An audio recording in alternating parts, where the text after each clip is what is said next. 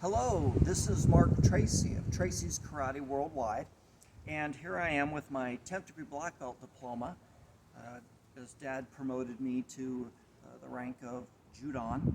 I'm the 25th person that he promoted to this rank.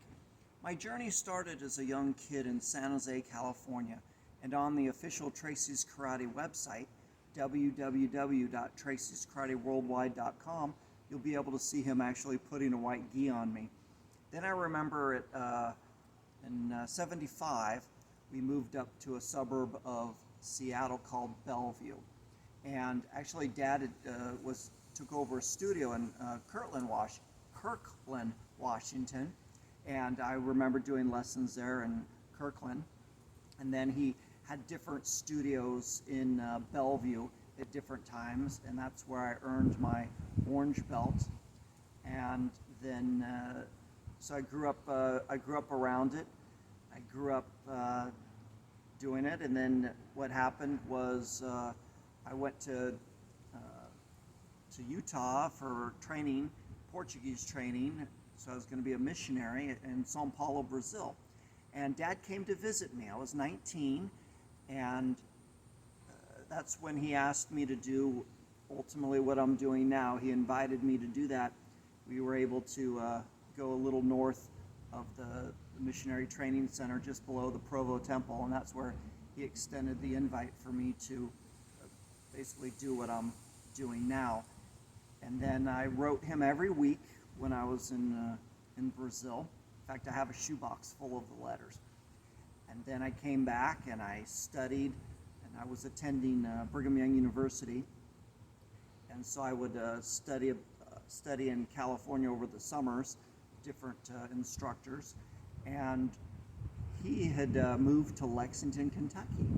So after 3 years at BYU, I decided to transfer to the University of Kentucky and to be with Dad and to study history. And I actually moved in and lived in Central Training in Nicholasville off the old drag strip. Some of you remember that. I actually lived there, and I was helping from, putting together manuals, doing shirts, and then learning the karate. I was there when people would come in for training, and I was literally lived there.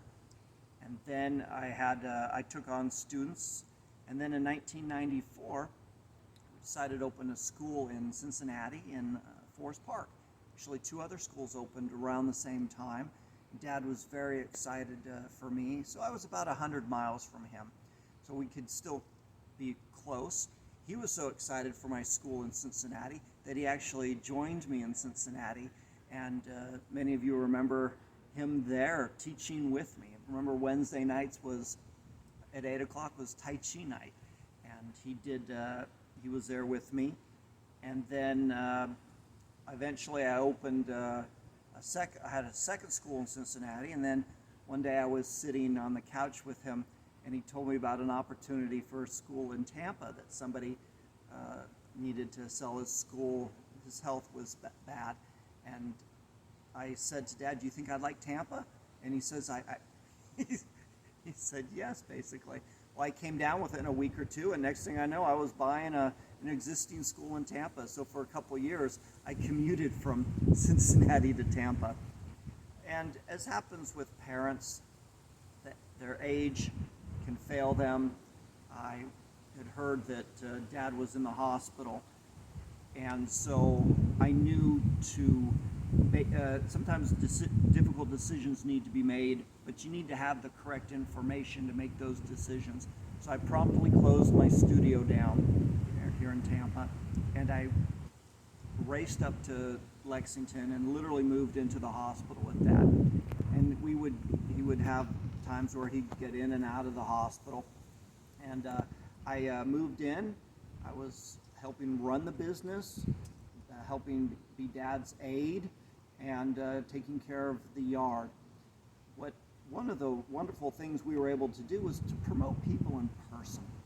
And then we had an epic journey across the United States, and we traveled almost 7,000 miles together, close to 70 hours together in the car, as we started in St. Louis and then made our way across Wyoming, Colorado, Oregon, California, then our way back to Cleveland and Medina.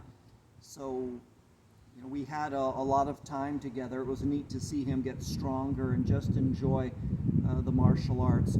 And believe me, we had time to talk about the future of Tracy's karate and things like that.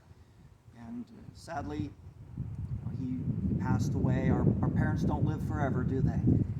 And so what I'm doing is exactly what Dad trained me to do.